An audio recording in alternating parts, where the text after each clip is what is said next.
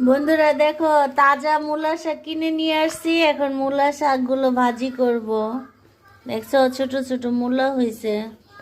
এই এই এই মূলাগুলো কিন্তু ছোট মাছ দা চচ্চড়ি করা যায়, যে লইয়ে চাইলে লওয়া যায়।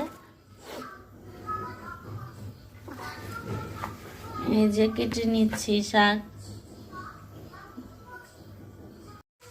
আজকে বন্ধুরা দেখো, শীতের সবজি ফুলকপি নিয়ে আসছে। তো ফুলকপিতে আজকে মাছ রান্না করব। এগুলো কি ধনেপাতা, কাঁচা মরিচ।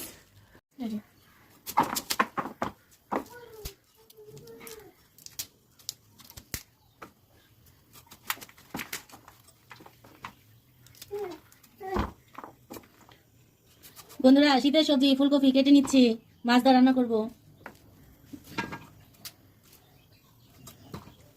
সাবস্ক্রাইব করে দিবা, ভিডিওতে লাইক কমেন্ট করবা। প্রিয় বন্ধুরা সাবস্ক্রাইব করে দিবা ভিডিও দেখে।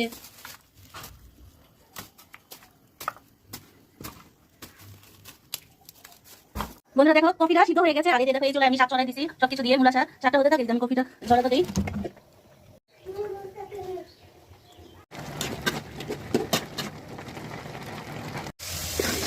কফি দিয়ে দিলাম বন্ধুরা। এখন কফিটা কষাই নিব ভালো করে।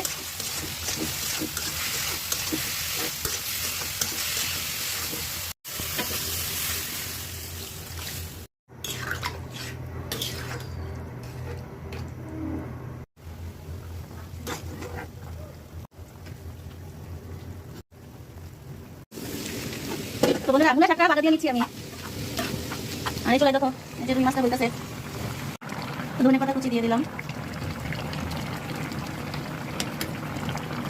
তো বন্ধুরা এই চলে আমি নিয়ে নিচ্ছি। এই যে দেখো, গুঁড়া গুঁড়া বুইচা মাছ চচ্চড়ি করবো। এই যে কাঁচা মরিচ পেঁয়াজ কেটে নিচ্ছি, এখন দিয়ে দিব। হাতে মাখিয়ে নিতে হবে, ভালো করে মাখিয়ে নিলাম বন্ধুরা। এখন পানি দিয়ে দিব অল্প করে, হয়ে যাবে বইচা মাছের চচ্চড়ি। এখন ধনে পাতা কুচি দিয়ে দিব বন্ধুরা ছোট মাছে।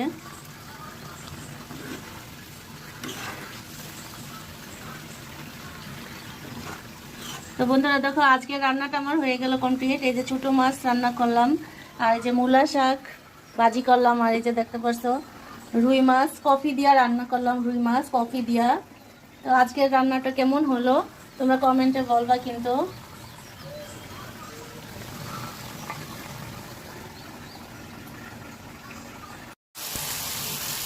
মাছের চচ্চড়িটা হয়ে গেছে, এই যে পোড়া পোড়া। এখন ঝাল ডব করে দেবো।